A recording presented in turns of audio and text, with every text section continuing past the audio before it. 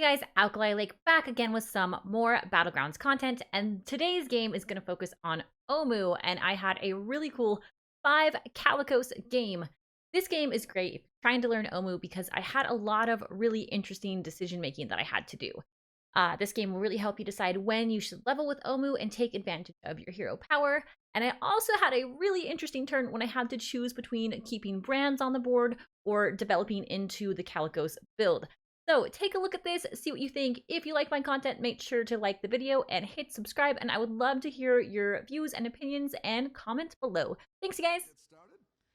So almost interesting because turn one, usually you want to take a token minion, but you don't actually have to because you can actually sell your minion plus get the 2 gold and buy a 2-drop. So sometimes I actually like to take the 1/3 elemental that gets you a free look at a tier 2 minion. But in this case, of course, either the Tidehunter or the Elemental will both work very well. I'm going to take the Tidehunter because I like the extra gold and it'll help me clear anything on turn 1. The Elemental gives you extra gold, but doesn't help you clear as many things.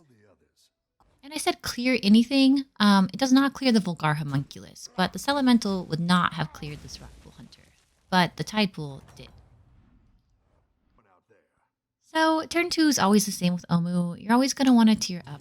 You just want to use your hero power to the best of its abilities. And what's really, really nice about taking the token is I'm able to sell this one.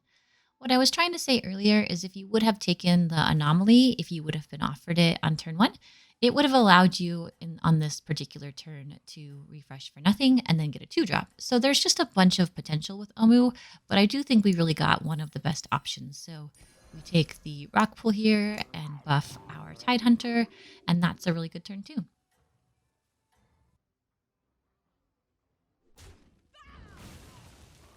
There's not a lot that would have beaten this turn. Maybe a Yogg could have beat this, or maybe the new Yashiraj. I'm not sure, but it's a pretty solid turn. This turn is interesting because sometimes I see players sell something to take the tavern tier up, but the problem with that is you can't buy anything unless you sell your other item, which would only really get us one of these. So I'm just going to make the safe play here and take the pair. Like I said, I could tier up, but I wouldn't be able to do anything with my gold. So we'll just go super strong. And, you know, maybe some players would make that play just to get way ahead. But, you know, I'm kind of scared. A little scared.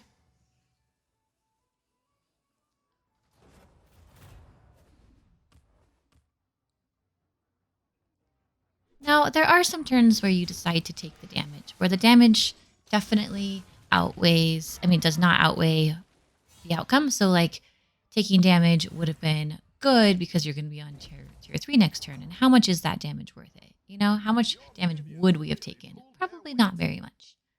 So we tier up here. Great turns to tier up are turns where you have 1 gold left over. Because if you have 1 gold left over, then that means you're able to buy a minion. So we're going to go ahead and buy the Gambler here. And I'm actually going to freeze this Gambler too. I know it's not a 3-drop and we get access to 3-drops next turn, but it is a free trade on a minion. So I'm going to freeze this. And that means I'll take this next turn and that'll leave me with 7 rolls. And I can really pick and choose my tier 3 minions.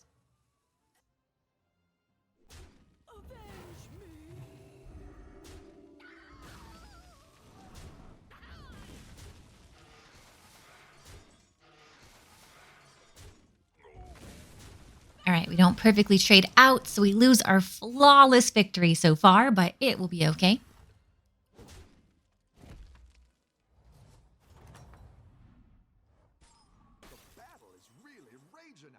Something else to mention here is that I have a ton of gold, so I really could tier up, get the 2 gold, plus sell this, and then I have 5 gold, and I could really look at some other tier 3 options. I'm going to, again, play it kind of safe. You don't have to with OMU, but this is a new meta. They just had, I think, patch 19.6, and I'm not really sure how all the other heroes are playing out right now, and I can aggressively tavern tier up after I feel really strong. So our pick and choose of the minions is really great here.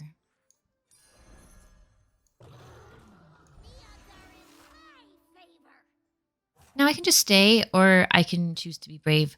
I think I might choose to be brave here and just sell the gambler. A lot of people might not like this play, but I'm going to go for it. And it was a good play.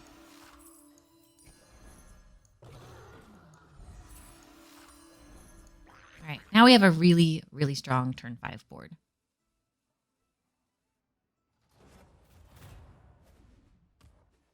There's no way anybody beats this. So that last turn was significant because I had a good feeling I'd be able to find a better minion than I had on my board. As far as tier 3 minions goes, we have a lot of good options. We have Crackling Cyclone in play, we have Bronze Warden, even a Twilight Emissary would have been great there because it would have buffed the one I had on board, and a Deflectobot. So there was just so many really good options that I felt like the percentage of minions that were available versus what I was keeping on my board allowed for the 3 rolls to try to find something better. Definitely a tier up turn here. That gives us 4 gold, which allows us to look for a tier 4 minion. But keep in mind, if you refresh, which will leave you with 3 gold, you may not find a tier 4 minion. So I really like the play here of taking the shield, especially since we do have a refresh. Shields, especially with spawn, are really great in the early game. We'll take our look at our tier 4 minion, hopefully. And we have a really great shielded minion here as well. I'm actually going to freeze that, I think. Or I'm actually going to consider it. Another consideration here is definitely Khadgar, because you do have Harvest Golem on board and the Bronze Warden. So I'm just going to kind of think about that.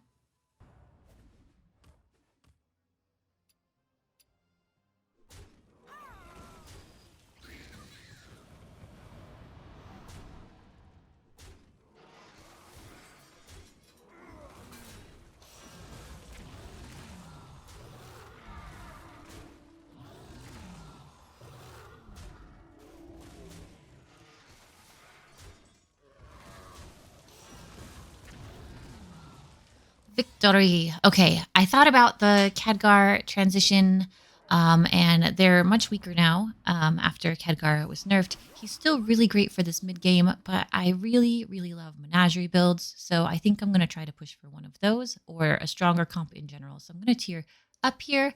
That leaves me with 1 gold, plus the 2 is a great way to tier up and buy a minion. So because, again, I have shields, I think this is a great time to take because I have spawn, rather, it's a great time to take shielded minions. We're against George, who can give minions Divine Shield, so this should be able to balance us pretty equal with George. Now, the only thing is whether or not you move these 2 minions. Is the reset that important? Or is losing the shield too early important because it only has 1 health? Evaluating this, I think this is less important. This is more important. It's so important that I might actually move it here.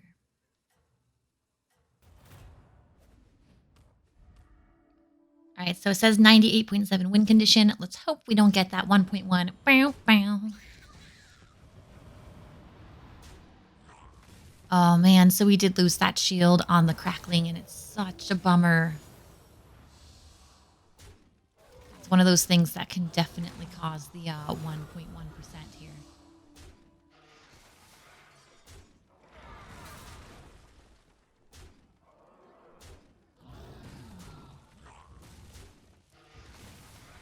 All right, no scam today. No scam. We survived.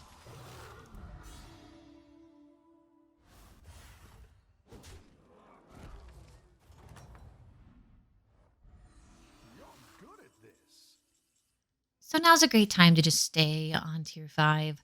And it looks like I am going to get the opportunity to take that Menagerie type play. So we're going to take Bran and we're going to take Menagerie. And let's see what we can come up with here. Hopefully we can triple 1 of 2 of our triple options. And oh my goodness, we do. So we definitely take the triple. Hopefully we can get some sort of taunt minion and we can play the strong shell as well, or find something in that line.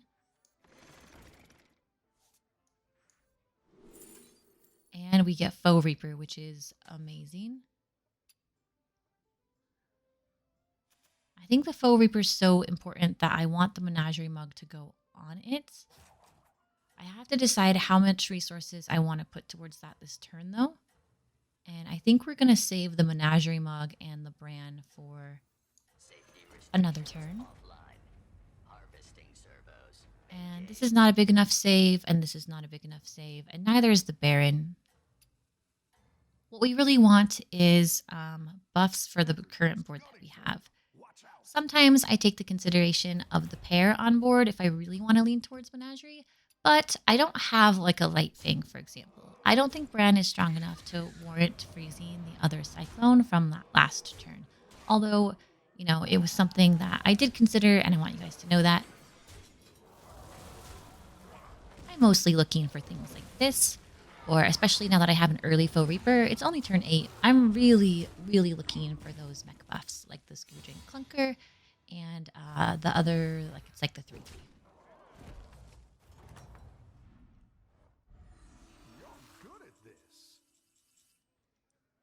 This is a decent turn to also consider tearing up because it leaves us with 4 gold. So that is a look as well. Plus we have 2 sell spots.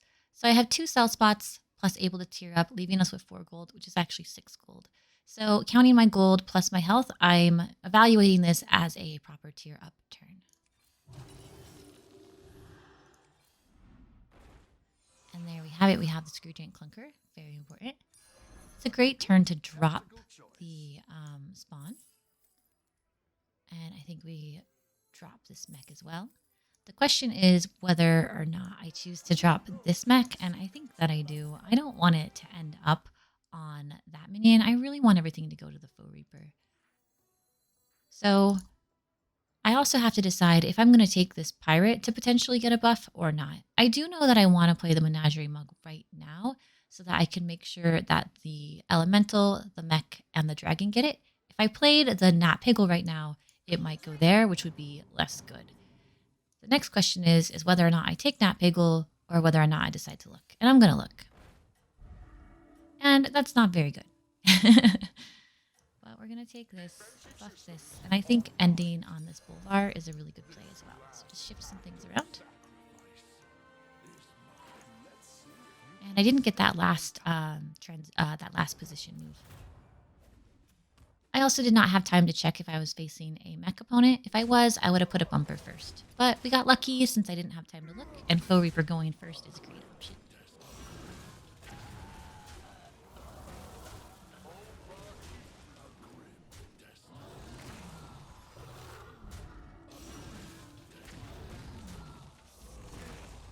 And I'm really glad I got that Boulevard down last turn because it really is, 4 attack value, which is tremendous this early in the game to live. All right, so I love this. We're going to take the Faux Reaper for sure. I'm going to take the Strong Shell Scavenger because I think I'm strong enough to take it, even though I don't have a play for it. And I'm going to hope that I get a play for it. Another Bran. And we can just sit pretty right here. So now that I have some time, I'm going to check to make sure my opponent doesn't have mechs. And they do have mechs. So I'm actually going to lead with a shield popper here. I don't want to lead with a Cyclone because I think that it would just die too soon. It's pushing for 12. And if they have a Divine Shield minion for a taunt, that means I'm using the shield to pop the taunt. And then I have to hope that whatever is there after the shield's popped has 6 health. And it's very likely on turn 10 that if they have a shielded taunt boy minion, that its health is going to be greater than 6. Another consideration here is to actually just bump with the Faux Reaper, the first Faux Reaper. That way the other Faux Reaper can play cleanup, and this could potentially knock something next to it. So we shall see. I think I'm going to do Faux Reaper bump. Another good bump option is Bran. Let's see if you can stay on top.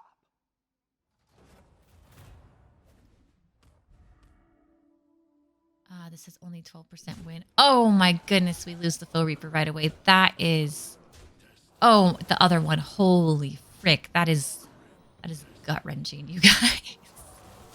Okay, all right. So our next play, what's our big objectives? You always have to think ahead, especially since I know I'm losing this battle. Instead of focusing on the battle, I'm going to focus on what I can do next turn to advance myself better. And we are on tier 6, which means I have some really good options, especially if we triple into another Foe Reaper, if we find an Argus, or if we find our Shieldy Boy, which is the Anoyo module. So we're looking for a Noyo, triple foe, or an Argus would be really, really great. And a Noyo. Very nice.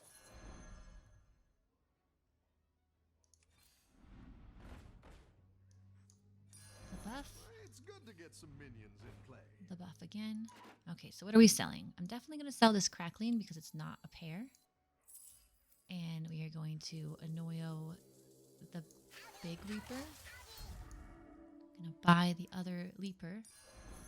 And then we had this beautiful Kalecgos pop up, but it's turn 11, and I feel like it's such bait. I'm already down to 16 health, and as much as I love Kalecgos, and we have 2 of these here, I have to really figure out what I want to do. I could drop a couple things and get some big buffs on these now as well, which is good consideration. But I would think I would have to sell too much.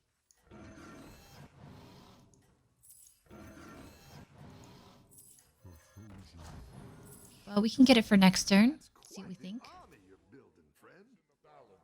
I'm sad that I missed out on some buffs on that. And I have to wonder if the brand was better, which I think it was, because we got +12/+12 on these Foe Reapers, or if the buffs for the Wardens were better. It's hard to say. Is the Kali actually good here? I don't know. We're going to go for it, though.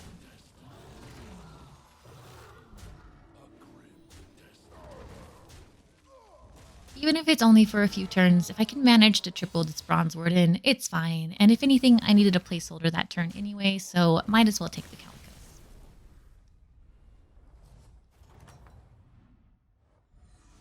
You're good at this.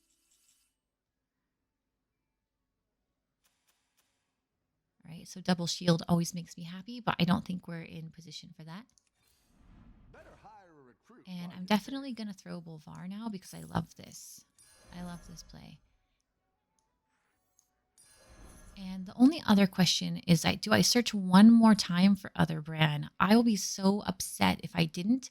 I mean, I could take this Felfin Navigator right now or this Primal Fin, but I think I'm going to look and take the opportunity that I might get triple brand. And nope, no triple brand for me. Little Rag and Mithrax, both very good. All right, we're going to look again. Please let me get the triple brand. And that's a big no. But the Menagerie Mug's very, very good. We're going to sell all this stuff because I want to get the other Scrooging Clunker. And we want to end on the Twilight. A good tactical choice. You're down a minion and up a goal.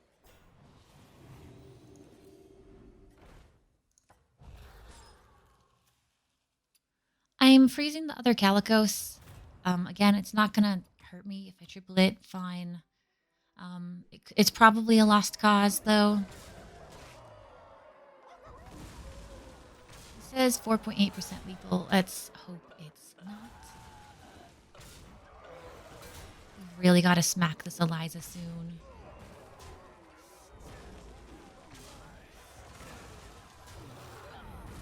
All right, we get the win. It was a narrow chance.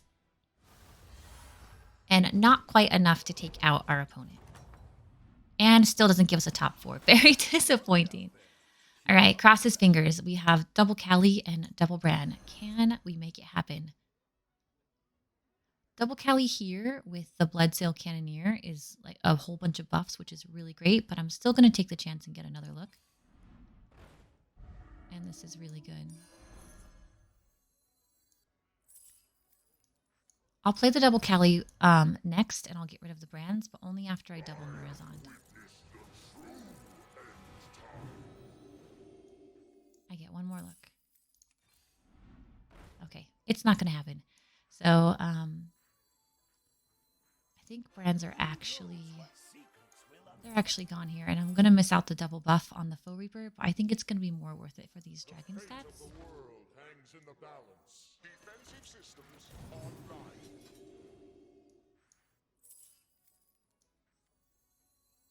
I could get double, I could get triple Eliza. Do I have enough to do it?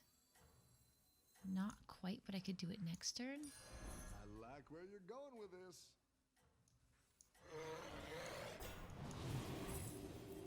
I'll be taking that. And we'll freeze that. Everyone's gunning for you. Watch out. Hopefully we're not dead. We are facing the mechs, and I forgot to put the shield bumper first, so that might cost me. It says 99% win rate, so let's hope that's true. Slightly risky last minute play that last turn, deciding to triple the Eliza, but I really need a triple at some point here. And since Foe Reaper's a 6-drop and Kalecgos is a 6-drop, I have some pretty good odds there. 1, 2, 3, 4, 5, 6, 7, 8, 9, 10, 11.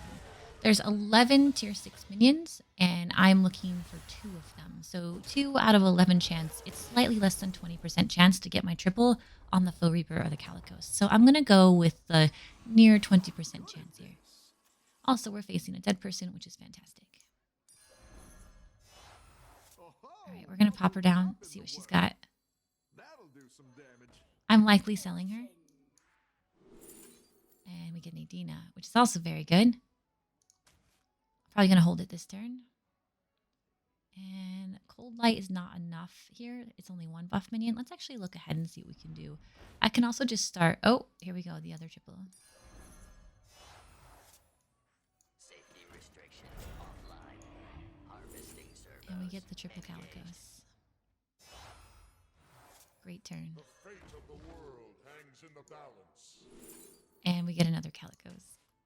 Extra good turn. The fate of the world So I'm going to take this Twilight Emissary.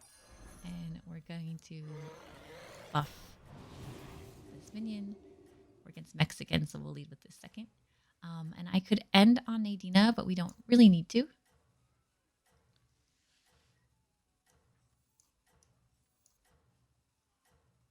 And we'll lead with the Eliza just for the extra buffs on all of our minions. You've got this. You're way ahead. We're getting so much gain in stats every time I play a buff minion. So now we're to the point where if I see a buff minion, we take it, no matter what it is. Earlier, I was greeding a little bit past some of the lesser buff minions that weren't doing much because I was on a major triple quest. Having double Brand and having double Kalecgos is huge, and I had such a big early lead that I felt it was okay to skip past a lot of those minions. I also want to reevaluate what's all in the lobby here. So we have George with elementals and shields, and we have pirates, and they are major stat pirates, but I do have an opportunity here to push past the pirates. Oh, and actually pirates are out, so it's just me and George now. All right, we need buff minions, and we're going to end on a Nadina. There's a buff. Oh my god. Like where you're going with this. All right, goodbye Eliza, goodbye Twilight. Hello Kalecgos. The world hangs in the balance. And buff minion, and we get a look. Maybe we can triple that Kalecgos again? No? Okay, so Cold Light. Arcane. This is unreal. Twilight. And again, we buff this really big Bronze Warden we've got going on. And at this point, if we see a Bronze Warden, I'm not going to triple it. These are just insane right now. And amazing. Okay. Now the question is, where does Nadina go? Does she go first to pop a Divine Shield Taunt minion? Do we allow the Foe Reaper to do that? I don't exactly know. It might be something like this. You've got I'm going to give it a shot, and hopefully it doesn't cost me the game. 99.4%. Oh my goodness. Okay, and that poison's going to run right into our giant shield. This knocks out 3 shields, which is fantastic. Here comes Nadina doing her job. And we're just super strong here. This guy's a bit unfortunate, this Tormented Ritualist. Alright, great hits. We were going to do it. It turns out that having 5 Nadinas is pretty good, you guys. Go ahead and read some of those later gameplays. It ended up being worth it in the end.